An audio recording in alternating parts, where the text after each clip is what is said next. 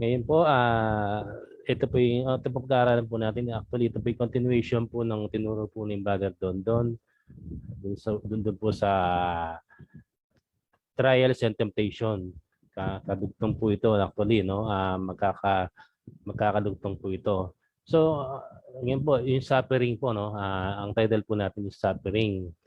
So, tinignan ko po yung meaning ng suffering, ano? Ito po yung state of undergoing pain, distress, and hardship, ano?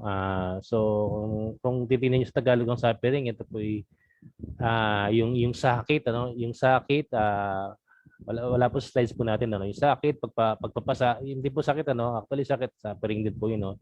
Yung sakit, pagpapasakit, paghihirap, pagdurusa, pagtitihis. So, yun po yung sa Tagalog ng suffering. So, meron po tayong mga scriptures, ano? Sa script siguro, next slide po. Mga scriptures po natin na mga key scriptures po natin. Actually, namili lang po ako ng ilan, ano? Hindi na po natin ikukuha lahat yan kasi mahaba po tayo. Sabi rito sa English, for it has been granted to you on behalf of Christ not only to believe in Him but also to suffer in Him.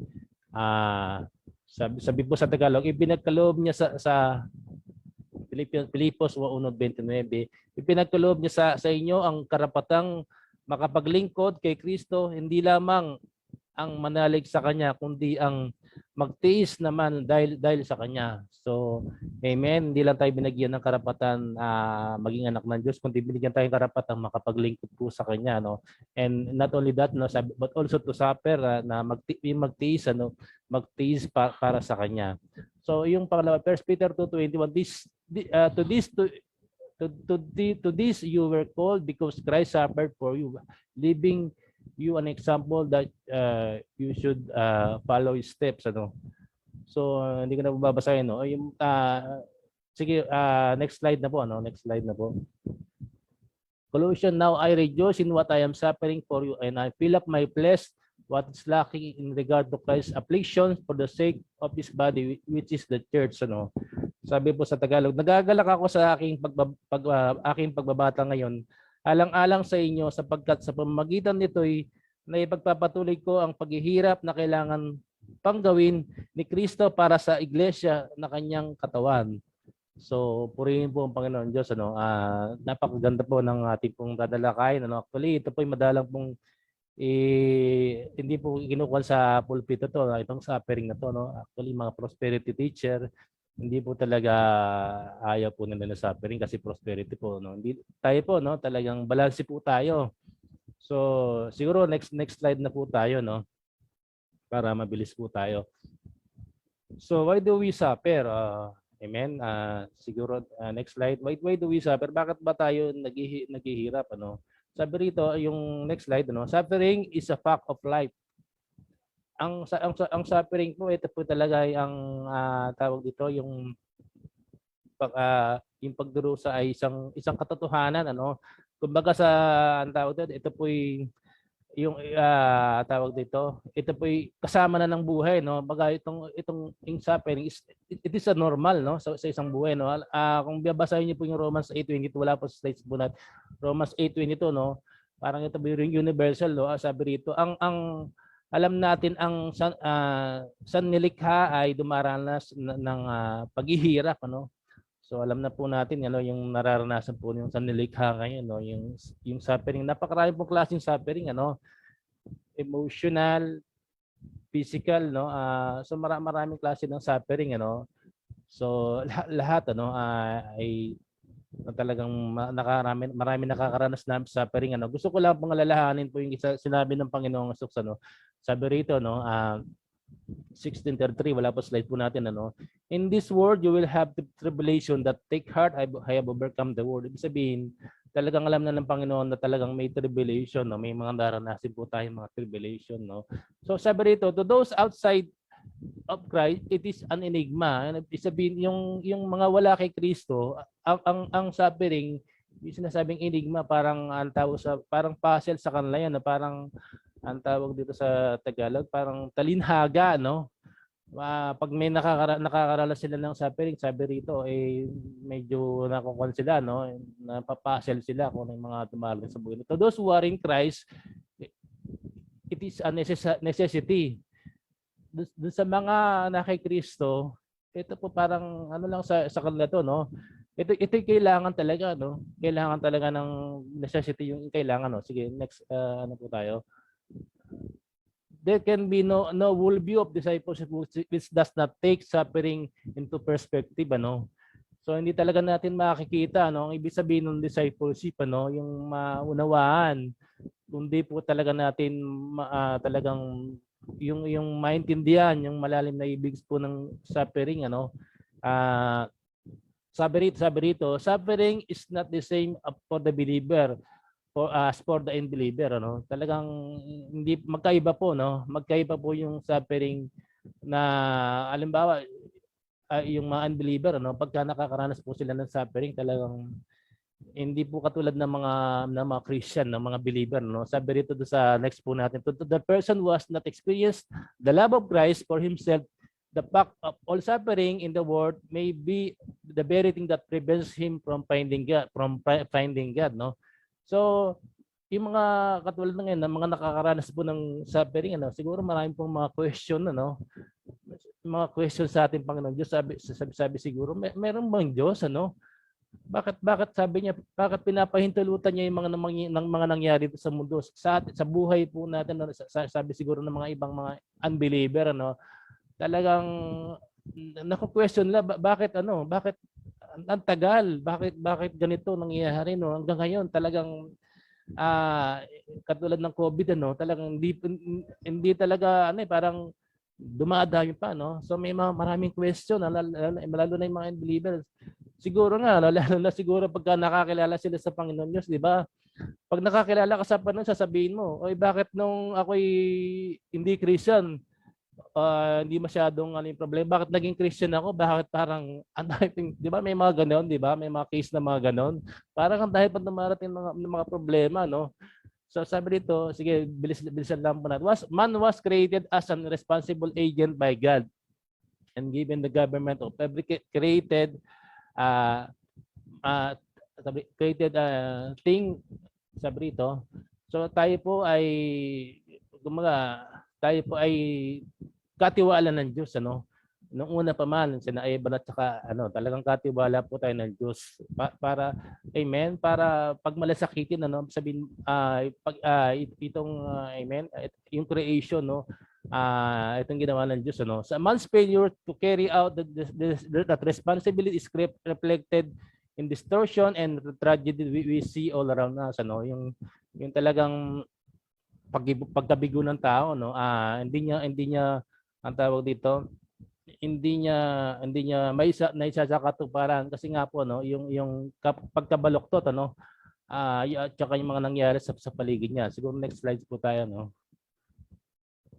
Siguro next slides po. Sin corrupts and distorts, ano. Totoo po yan, no, yung kasalanan po talaga, no, ang nagpapasama, no, at saka yung naglilihis po, no. Sabi rito na sa ating slides, no, it destroys and opposes anything intrinsically good. Talagang winawasak niya, no, at sinasalungat niya kung ano yung mga talagang mabuti, no. Yung kasalanan po ang talagang ugat, ano. Sabi rito, sin is at the root of all suffering in our world today. Totoo po yan, no. Kaya po talaga inalaw po ng Panginoon Diyos mangyari po yung talagang pandemic na to, no, dahil po sa kasalanan. Amen. Tayo po naniniwala po ako doon, talagang parang medyo ano, no, hindi na makuha ng Diyos ang nangyayaring kasalanan sa mundo, no. Sa lahat po, no, hindi lang po siguro maging sa mga Christian sa Kristiyano, no. Talagang meron din po tayong mga pagkukulang diyan, no. Hindi lang po yung unbeliever, no.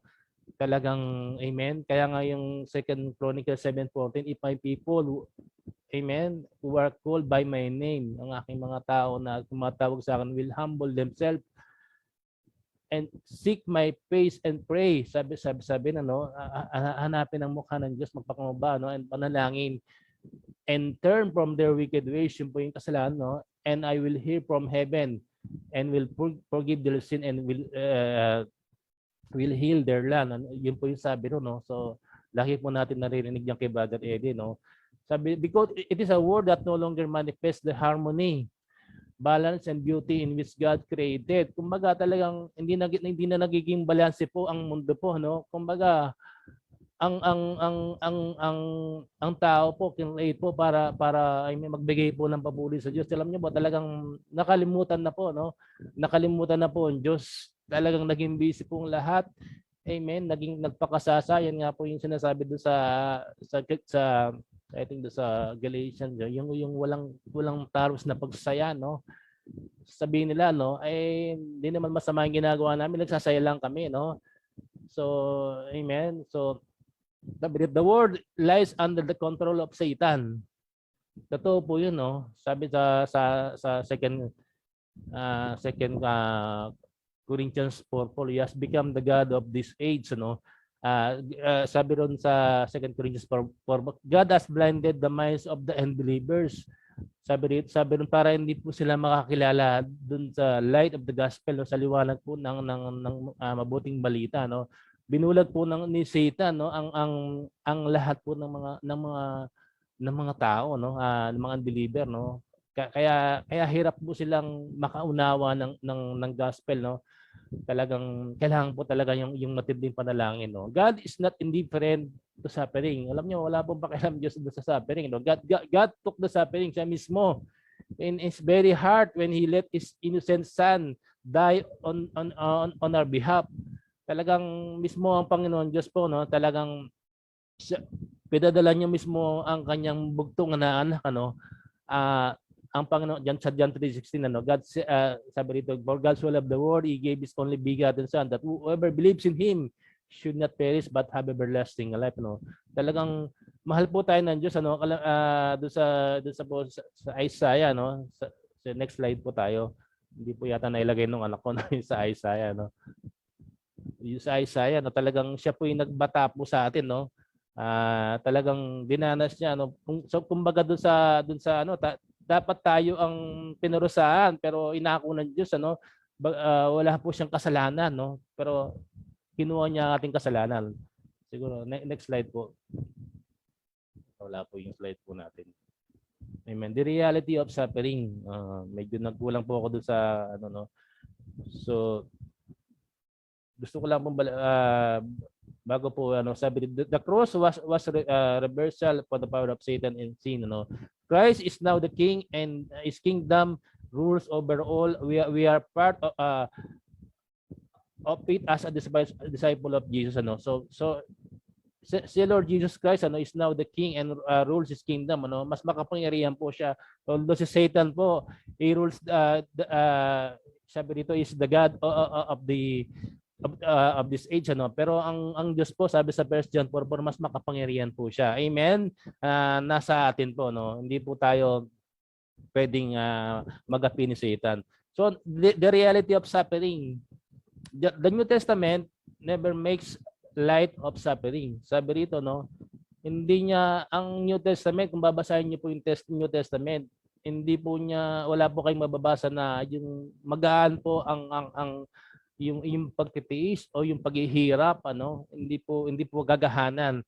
So mababasa po natin 'yan. So it is as a fact, it is as a fact of life, ano. Talagang ito po ay parte na ng buhay, no. The Christian walks is in the way of the cross, and this means not only speaking about it but is experiencing it. Hindi lang po yung isang Kristiyano, no, pag amen, pag lumalakad po tayo the way of the cross, ano, hindi lang po yung sinasabi po natin, dapat na-experience po natin 'yan, no. Hindi lang po yung talagang narinig po natin. So dapat sinasabuhay din po natin 'yan. Philippians 1:29, ano, nabasa po natin kanina, no. Napakaganda po, no.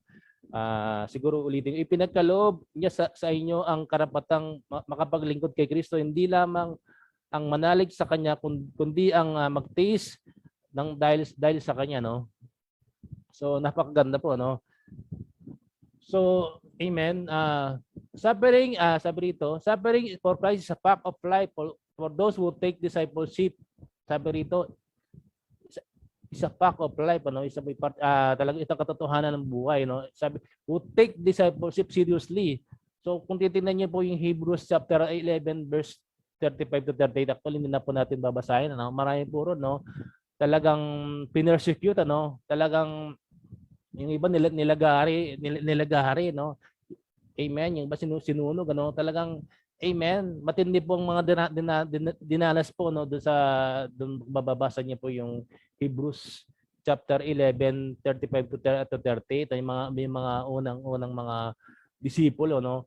First Peter 4 12 to 19, no? Siguro babasahin ko po, no, yung First Peter.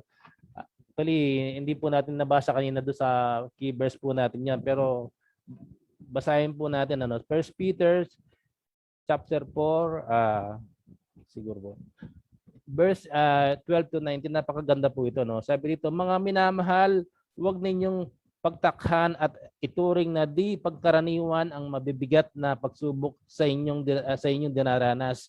Sa halip, magalak kayo sa inyong pakikihati sa mga hirap ni Kristo at magiging lubos ang inyong kagalakan kapag nahayag ang kanyang kadakilaan. Mapalad kayo kapag kayo'y inaalipusta dahil kay Kristo, sapagkat sumasa inyo ang dakilang Espiritu, ang Espiritu ng Diyos. Huwag nawang mangyaring maparusahan ang sino man sa inyo bilang mamatay tao, magnanakaw, salarin, o mapaghimasok sa di niya dapat paghimasukan. Ngunit huwag ikahiya, amen? Sabi dito, huwag ikahiya ni naman kung siya'y maparusahan dahil sa pagiging Kristiyano. Bagkus magpasalamat siya sa Diyos sapagkat tagalay niya ang taguring ito. Sabi dito, verse 17, dumating na ang panahon ng paghuhukom at ito'y magsisimula sa mga hinirang ng Diyos. At kung sa atin ito magsisimula, ano ang magiging wakas nito sa mga hindi sumusunod sa mabuting balita ng Diyos? So, tulad ng nasasaad sa kasulatan, kung ang matuwid ay halos hindi maligtas, ano kaya ang kahihinatnan ng mga makasalanan at di kumikilala sa Diyos? Kaya pati ang mga nagbabata ng hirap ayon sa kalooban ng Diyos ay dapat magtiwala sa may kapal na laging tapat na kanyang sa kanyang pangako, ay itinalagan sa kanya ang kanyang sarili sa pamamagitan ng paggawa ng sabi dito, itinalagan niya sa kanyang sarili ang kanilang sarili sa pamamagitan ng paggawa ng mabuti. So purihin po ang Panginoon Diyos, ano? So sabi rito, no, it encourage us to rejoice on our trials. Yung nabasa po natin, talagang amen. Tuloy napakahirap po magalak, ano, pagka nakakaranas po tayo ng mga mabibigat na pagsubok, no? Pero ito po sabi ng Diyos, because sabi rito, through them we are participating in the sufferings of Christ, ano? Lalo na po siguro, no, kung meron pa tayong mga naranasang mga pagkawala ng mga mahal natin sa buhay, no? Pero actually hindi po doon ang suffering ta sinasabi, no? And it exhorts that those who suffer according to the God's will, sabi rito, yung mga talagang naghihirap doon sa paggawa sa kalooban ng Diyos, to commit themselves to the faithful Creator and to do, sabi rito, to continue to do good, ano? Yun po, no, yung talagang naalala ko po yung yung Matthew 5:10, ang sabi rito, blessed are those who suffer for righteousness, ano? Sabihin talagang yung mga gumagawa ng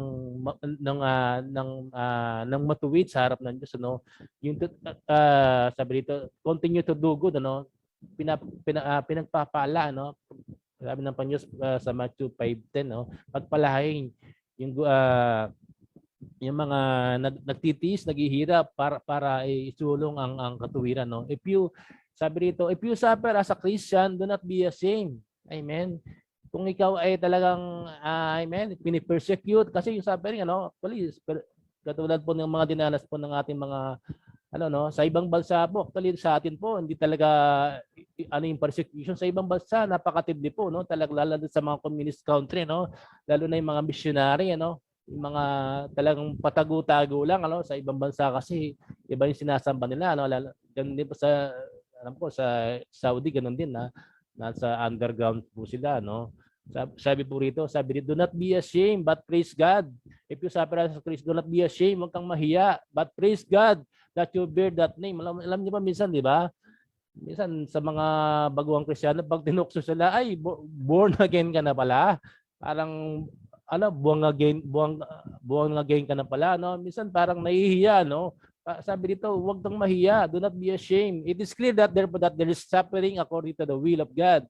Paliwanag po ito, no? Hindi ko lang po makabasa sa Biblia, no? Pag ikaw naging Kristiyano, talagang automatic persecute ka. Totoo po 'yun, no? Hindi ko lang po maano sa Biblia, hindi ko nahanap ano. Kung ikaw ay nanalig kay Kristo, expect persecution. Amen. Pero alam niyo pagka talagang totoo po 'yan, pagka talagang parang hindi ka magtaka ka na, no? Parang hindi ko pine-persecute kasi parang yung faith natin ano, parang may katanungan po tayo, no?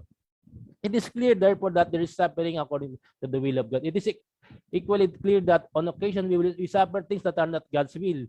Kung mababasa po natin 1 Corinthians 11:27 to 29, diba yung ito po yung sa pagka nagko-communion po tayo. Kasi ang sabi po ron, pagka hindi mo kumain ka ng ano, hindi mo sinuro sarili mo, sabi po ron, no? Kaya nagkakasakit eh. Yung hindi mo talaga hindi ka muna nag-asuri no kung may kasalanan ka bang nagawa no, tapos kumain ka ng amen yung mga ostya na yon yung kinakain po natin no, inaalala po natin ng Panginoon Diyos, sabi po ron kaya nga marami sa inyo nagkakasakit ano, so parang hindi natin ginagalang ano ang yung ginagawa po nating yung first communion no. So yun po no, sabi this leads us to remind ourselves that God will allow illness and suffering if need be as means of disciplining us within our lives ano. Talagang inaalaw po ng Panginoon Diyos na magkasakit ano.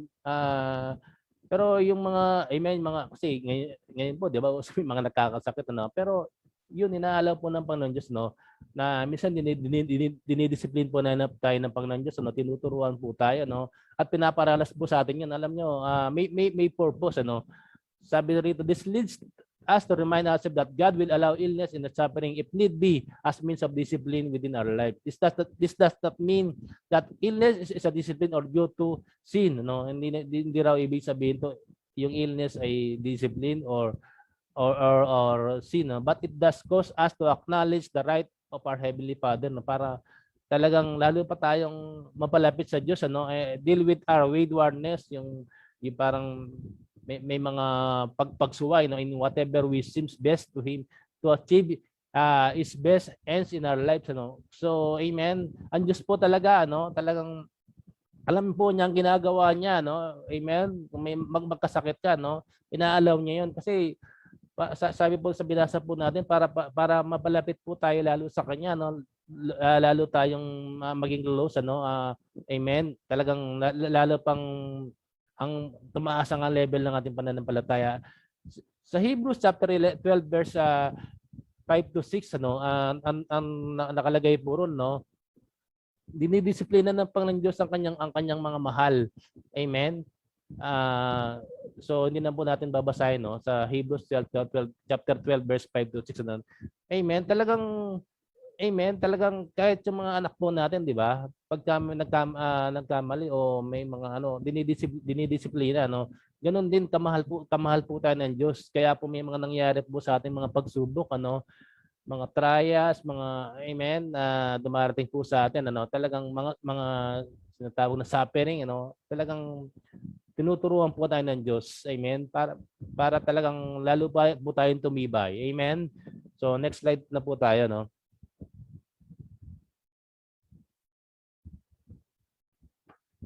Circumstances and reasons for Christian suffering. Ano po ba yung mga circumstansya no? Yung mga rason bakit nangyari yung Christian suffering. Sabi rito, the cause number 1 no, the cause and rigors of serving the Lord.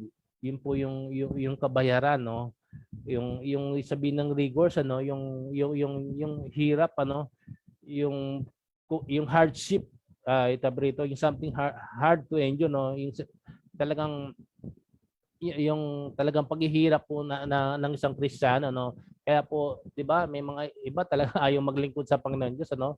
Ay ayaw magpastor, 'di ba? Kasi talagang alam po nila, no, lalo na yung mga nakikita ng pastor, talagang ano, napakahirap ng pinagdadaanan po nila, lalo na, amen, yung sa buhay po nila, no.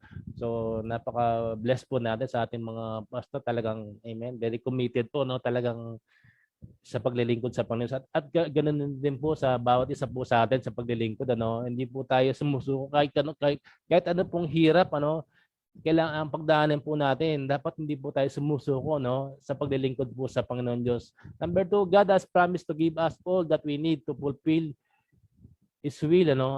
But there is a cost that needs to be borne, no. Hindi ko lang po ma-research yung sabihin na doon. Hindi ko alam kung medyo may error po doon sa binigay na teaching, ano. Hindi ko alam kung boom yan o done to make this service effective, ano.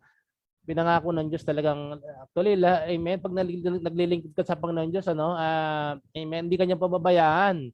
Talagang, amen, talagang alam po ng Diyos ang hirap po na pinagdadaanan po ng isang lingkod ng Diyos. Alam na po yung mga pastor, no, mga misyonaryo, no, hindi po niya pinababayaan yan. So talagang kaya po pagka talagang naghihirap ka upang maisulong po ang gospel, ano, ng Panginoon Diyos, upang para makapag-win ng mga kaluluwa, amen, lalong naging effective ka po, ano, amen. Malam po ng Diyos ang puso po natin, ano. So kahit po ito pong pandemic, ano, gusto po ng Diyos talagang, amen, maisulong po ang kanyang salita, no, amen. Kahit po talagang wala po tayong face to face. Overt persecution, yung overt persecution, ito po yung lantad, ano, and position, no.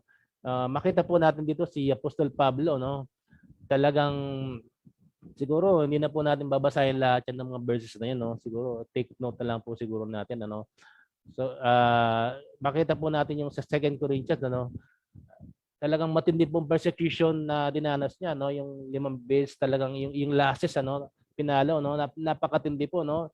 Matindi pa sa naranasan ako nung, amen, sa fraternity, no, ilang palo, no, may 100 palo ang inaabot ko po, no. Pero si Apostol Pablo mas matindi po, no. Ang dinanas niya, no. Yun po talagang sa Diyos po yun, no. Talagang, amen, talagang kung mababasa niyo po yung ano ni Apostol Pablo, talagang I fight the good fight of faith, sabi niya doon sa Corinthians, ano. At saka doon sa 2 Corinthians 12:9 to 10, ang sabi po ron, sabi niya, ilang beses po siya nanalangin, di ba? Sabi ron, kung pwedeng tanggalin sa kanya, hindi natin alam kung sakit po yun, ano, o kahinaan po yun, sabi ng Diyos. May ang sabi po ron, amen, sabi po ron, whenever, sabi niya, kung saan ka mahina, doon ka malakas, di ba? Sabi po ron, parang ganun po yung pagkasabi, no. Amen, di ba, ganun din po tayo, no. Doon po, kung saan po tayo mahina, no, amen, doon po tayo pinapalakas ng Diyos. Amen. Amen. Kung po tayo amen, doon sa mga bagay na talagang kahinaan po natin, doon po tayo pinapalakas na po naman Diyos. A test of faith. A test of faith, sabi rito, 1 Peter, siguro basahin po natin na 1 Peter chapter 1. 1 Peter chapter 1.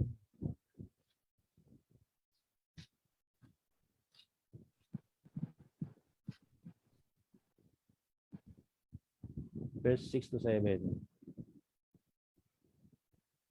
Ito'y sabi dito, verse 6, ito'y dapat ninyong ikagalak. Bagamat maaaring magdanas muna kayo ng iba't ibang pagsubok sa loob ng maikling panahon. Sabi dito, ang ginto na nasisira ay pinaparaan sa apoy upang malaman kung talagang dalisay. Gayon din naman ang inyong pananampalataya na higit kaysa sa ginto ay pinaparaan sa pagsubok upang malaman kung talagang tapat. Sa gayon, kayo'y papupurihan, dadakilain at pararangalan sa araw ng mahayag si Kristo. So, amen, 6 to 7. So, purihin po ang Panginoon Diyos, ano. So, yun po, no, napaka, ano po, no, talagang yung tinitest po, no, yung may nararanasan po tayong mga matitinding mga pagsubok, ano, tinitest po ang ating pong ang pananampalataya po. Sabi dito, it is open through the most trying difficulties, ano, yung pong mabibigat na pagsubok, ang sabi rito, no, sabi rito, it is often that through the most trying difficult that we become most conscious about God. Alam niyo, pag nakakaranas po tayo napakabigat na pagsubok, ano, lalo po tayo nagiging conscious para lumapit po sa Diyos. Amen. So, amen. Alam niyo po sa ngayon po napakarami pong mga pagsubok, iba-iba po, no, pamilya, no, na nararanasan, no, na dapat lalo po tayo mga Kristiyano, lalo sa ating mga mahal sa buhay, mga nagkasakit, ano, mga pagsubok, lalo po tayong lumapit sa Diyos, ano, kasi po kaya po nangyayari po 'yan, no, sabi po ron, no, upang lalo pa tayong, amen, maging malapit sa Diyos. Sabi, naalala ko yung Romans 8:28, all things work together for good for those who love who love him, ano, according to his purpose, ano. It is when we deliver from the greatest trials that our faith is most strengthened. Yun po, no. Kaya po nangyayari yan upang, amen, amen, tulungan po tayo ng Diyos. Yung mga pagsubok po nangyayari sa buhay po natin. Kasi gusto po ng Diyos, ano, dumepende po tayo sa Kanya, no? Hindi po sa ating sarili, no? Actually, sa ngayon po talagang wala po tayong ibang depende yan, kundi ang ating Panginoon Diyos, ano? Amen. Kahit yung vaccine po, no, hindi po natin madependihan yan. Kung ang Diyos lamang po ang pwede po nating madependihan sa ganitong pagkakataon, no, lalo po yung mga trials po, no. Actually, ito po ang trials na nararanasan po sa buong mundo. Ito is greatest trials po, no, na talagang hindi pa nararanasan. Amen. Na ano ko nga doon sa doon sa yung mga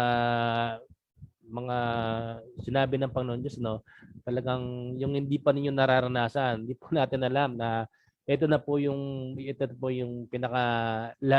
talagang huling araw na talagang yung sinabi niya, no, doon sa Matthew 24, no. So kailangan po natin talagang patatagin ang ating pananampalataya. Amen.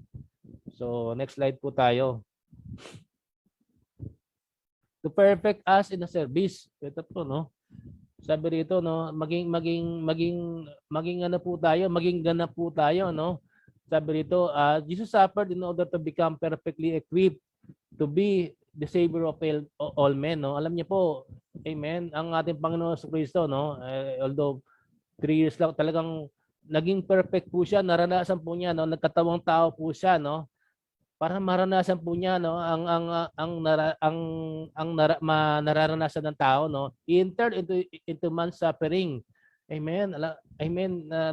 May kahinaan din po siya, no, kasi nung nagkatawang tao ang Panginoon sa ano, actually Diyos siya, no, talagang, amen, talagang, amen, dumepende po siya sa ating Diyos Ama, no, talagang inubad niya ang kanyang pagka-Diyos, ano, talagang para maranasan po niya kung gaano maging tao, no, amen, naranasan niya magutom, manghina, amen, talagang lahat po naranasan, new man's heart and this share this sorrows, ano, yung kalungkutan, no.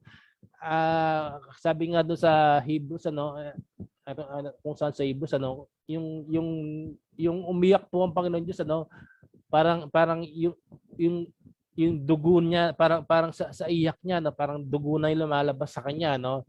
He was made perfect. Sabi, God uses suffering as a way to bring us so that the point of moral spiritual victory where we can stand in the strength of Christ, ano. Sabi dito, and away from the dependence on the things of the flesh, ano. Hindi tayo umasa, no, dun sa katawang lupa po natin, ano. Talagang wala na tayong lakas, ano. So nasa Diyos po ang ating lakas. Amen. Gusto ko pong basahin nun bago po tayo, no, 1 Peter 4, chapter 4 verse 1 to 2. Napakaganda po 'yan, no. Nabasa ko po 'yan, no. 1 Peter chapter 4, hindi pa natin nabasa kanina doon sa sabi rito, yamang si Kristo, in verse po natin, ano, sa number 5. Yamang si Kristo yung nagbata ng hirap sa buhay na ito. Kayo man ay dapat maging handa sa pagtitiis, sapagkat ang nagtitiis ng hirap sa buhay na ito ay tumatalikod na sa pagkakasala. So, amen, yung pala yun, no? Pagka pala talagang nagtitiis ka, no? Sa nararanasan po nating, amen, sa ating pagkakristyano, no? Ay tumatalik ka na sa pagkakasala, no? At sabi dito, sa verse 2, at ang pinag-uukulan niya ng buong panahon sa buhay na ito ay ang kalooban ng Diyos at hindi na ang pinakamimithi ng tao. Amen. Napakaganda po, no? Yung 1 Peter chapter 1, 4 verse 1 to 2, no? Hindi na po ang minimithi po natin yung nasa po. Sabi nga naalala ko yung sabi rito sa 1 Peter 2, do not love the world or anything in the world. Sabi dito, if any man love the world, the love of the Father is not in him. Ano? Huwag nating mahalin ang sanlibutan, no? Amen. Love of the yung flesh, ano, gawa ng flesh, ano. Amen. Tatlo po 'yun eh. Yung pride, no. So wala na po sa atin 'yun. So amen, ang sabi dito, ang pagkukulang natin panahon, ang kalooban ng ng Diyos. Amen. To enable us to minister deeply to others. Ito po 'yun, no, talagang upang bigyan po tayo ng kakayahan. Amen. Kaya po naranasan po natin yung mga hirap, amen, yung paghihirap, yung sakit sa buhay, no? Upang magkaroon po tayo ng kakayanan, upang makapag-minister po doon sa iba, amen, amen po tayo ron. It is true that suffering by itself, which is effective, but suffering coupled with health and comfort received from God, ay sabi rito, yun po talaga yan, no? Hindi po yung suffering na ano ka lang, dapat yung talagang suffering na kasama mo ang Diyos, amen. Yun po talaga very effective, no? When this is felt by other people, they receive the depth really, which is the process of suffering as brought us, and they also receive overflow of comfort, which is of the comfort which God has given. Alam niyo po, pagka amen, lalo na po yung mga man of God, no, yung mga pastor, no, mga misyonaryo, pag nakikita po nila yung nararanasan po nila, no, talagang hirap, no, kung paano po isulong ang gospel. Marami pong tao ang lumalapit sa Diyos kasi nabibless po sila eh. Amen. They all, sabi rito, yung sinasabi rito, no, sabi they really sabi rito, when this is felt by other people, they receive the depth. Yung lalim, ano, kaya po marami po talagang nagtatalaga ng buhay kay Kristo kasi nakikita po nila yun eh doon sa mga likod ng Diyos eh, and really, which is the process of suffering as brought, and they also receive the overflow of the comfort. Amen. Talagang nakaka-receive po sila ng comfort po ng ating Panginoon Diyos, ano. 2 Corinthians chapter 1 verse 4 to 5, basahin na po lang po natin, no. Siguro next slide po tayo. Amen.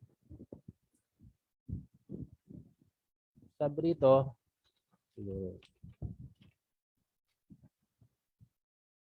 saan na ba tayo?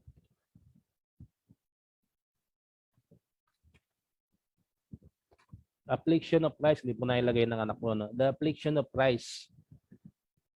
Sabi rito, I filled up my flesh, which is what is lacking in regard to Christ, affliction for the sake of Christ, ano. Sabi po rito sa Tagalog, nagagalak ako sa aking pagbabata ngayon, alang-alang sa inyo, sapagkat sa magitan nito'y napapagpatuloy ko ang paghihirap na kailangan pang gawin ni Kristo para sa iglesia na kanyang katawan.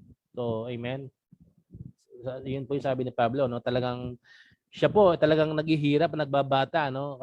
Kaya nga para maisulong po ang gospel, no. Kasi tayo po ang ano eh, kumaga tinapos ni Lord, tayo po nagko-continue, no.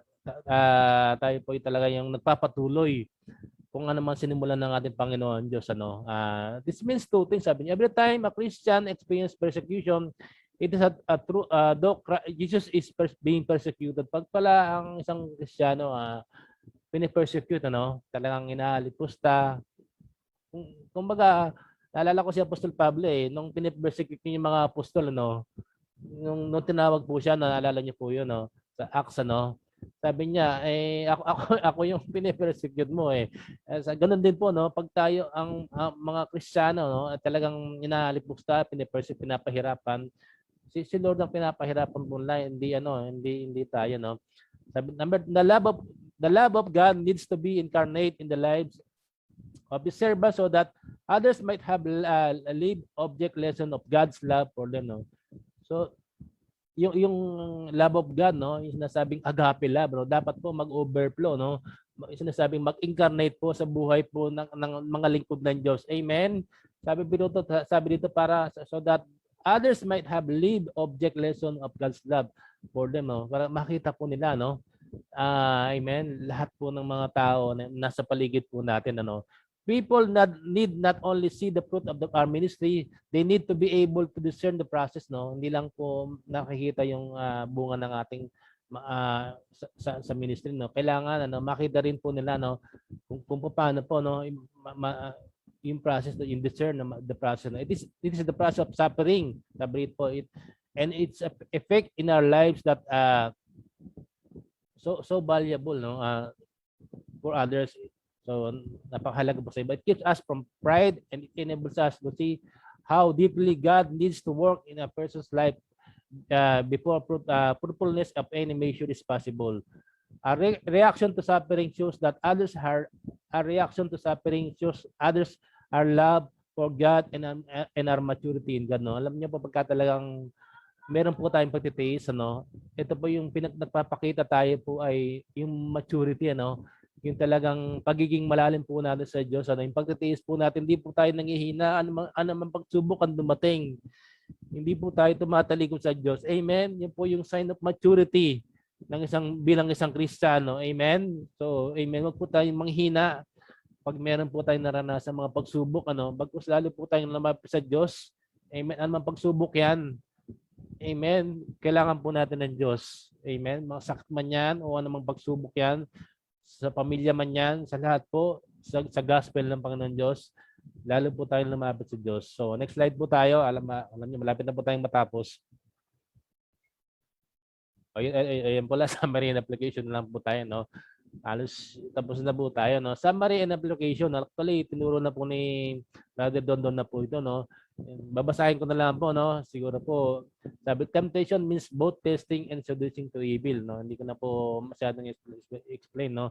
God never tempts anyone, but He allows us to go through a certain trials and temptation in order for us to grow in maturity. Amen. Yung temptation, yung trials, ano, inaalaw ng Panginoon Diyos upang tayo po ay mag-mature po lalo. Satan tempts us in many ways in order to turn us from God and then eventually to destroy us. So, amen. Amen. Amen. Hindi po tayo, mas makapangyarihan po ang Espiritu nasa atin. Hindi po tayong i-destroy ni Satan. Amen. 1 John 4 po, sabi dito, yung sabi po na yung Espiritu pong nasa atin ay mas makapangyarihan po kaysa sa Espiritu na nasa dito sa mundong ito. God only allows temptation to come our way within certain boundaries that He knows we can cope in, ano. Hindi po, amen, gaya po kay Job, ano, yung nangyari po kay Job, ano, talagang hindi po pwedeng, talagang may boundary po si Satan. Ganun din po sa ating, sa mga anak ng Diyos, ano, may boundary po siya. Hindi po siya pwedeng lumapit talagang, ano, no, talagang may protection. Ibig sabihin, meron po tayong protection sa Panginoon Diyos. Kahit may mga temptation and trials, nandun yung ibig sabihin, yung po yan, nandun po yung protection ng Panginoon. Amen. Number 5, sin is the root of all suffering in the world. Yun po, no, yung pong as allowed Satan to be the God of this age, he has perverted and distorted God's perfect creation, no. So yun po talaga, no, yung kasalanan, yun po yung root of all suffering na naranasan po ng buong mundo ngayon, no. Suffering for the sake of Christ is necessary part of discipleship. Talagang kailangan po ito, no. Kailangan po talagang maranasan ng isang Kristiyano ang paghihirap. Amen. Lalo na yung paghihirap para maisulong ang gospel, no. Talagang kailangan po natin yan, talagang yung pagtitiis. Amen. Yung pagtitiis, gumawa ng mabuti, no? Gumawa ng matuwid sa Panginoon Diyos. Sabi dito, as it develop our perseverance and perfect us in our service. Number 7, ito, tanda po tayo, no? Suffering for the sake of Christ leaves a mark on us that other people will see. talagang yung nararanasan po ng isang lingkod ng Diyos, ano? Amen. Nakikita po, no, ng ibang tao, no? Kasi yung patotoo po natin sa buhay, no, talagang kitang-kita po 'yan, no. Kahit di ka magsalita, no, kitang-kita po, no, kung paano po tayo magtiis. Amen. Minsan, 'di ba, ako naranasan ko ng mga unang Kristiyano ko yung paghahalipusta. Talagang matindi po noon 1987, 88, no, yung persecution talaga sa mga Kristiyano, no. Talagang matindi po, no. So, kailangan magtiis po tayo. It shows that the depth of our commitment to God, no. Hindi ka po talaga kahit anong gawin nila, no. Hindi ka po natitinag, ano, kahit gawin ang anong gawin nilang pangapi, pangapi, no. And the depth of God, sabi dito sa atin, ano, talagang magiging matatag po tayo. So, purihin po ng Diyos. At siguro po, no, bago po ako magtapos, ano, gusto kong basahin yung Colossians chapter 4 verse 16 to actually isang verse lang po, no, bago po ako magtapos, ano. Marami po tayong mga man of God na mga nagtiis sa hirap, ano. Maging lahat ang mga man of God po natin, si Brother Eddie, no, bago po talaga naging malaki yung GIL, talagang napakahirap po mga dinanas nilang pagsubok, ano. So gusto ko pong basahin yung 2 Corinthians chapter, gusto ko lang pong yung Matthew 24 verse 30, sabi, ang magtiis sa King James version, hanggang wakas ang siyang maliligtas. So ang magtiis hanggang wakas, ano, so kailangan sa King James version, no, he that endure to the end will be saved, ano. Yun po talaga, no, ang maliligtas, ano.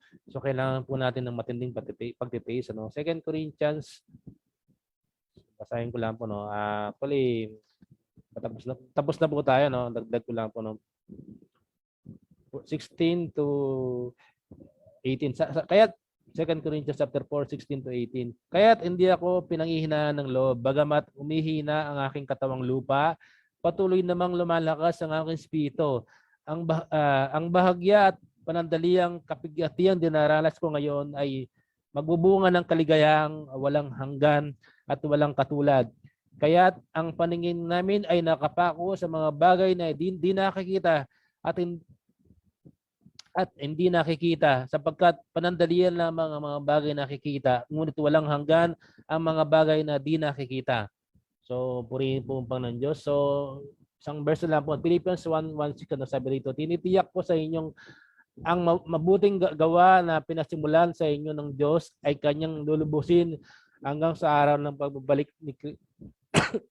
ni Kristo Jesus. Nabibless po ako dito sa salitang ito. Sabi rito, no, tinitiyak ng Diyos na ang mabuting gawa na sinimulan po sa atin, ano, ay tutulungan po tayo, no, na maging matagumpay hanggang sa kanyang muling pagbabalik. Amen po ba tayo? Purihin po ng Diyos.